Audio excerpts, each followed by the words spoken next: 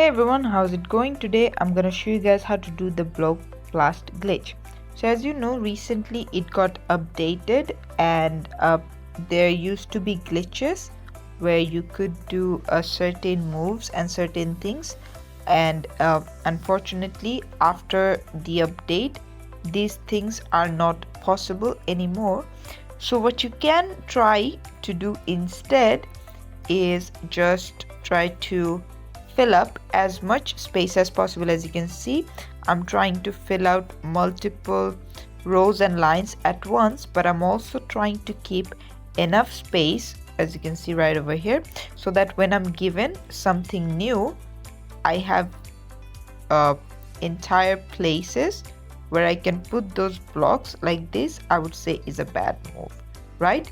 Because now, unless I have any particular block, I cannot put them in those spaces. Like this one, I got lucky with it.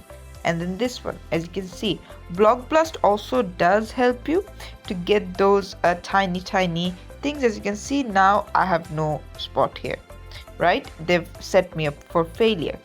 But what you could do is, well, let's say you made a wrong move. Some people, what they do is, even before the game saves it, they cut off and then they go back, and it does save it for some people, but it doesn't work for the most.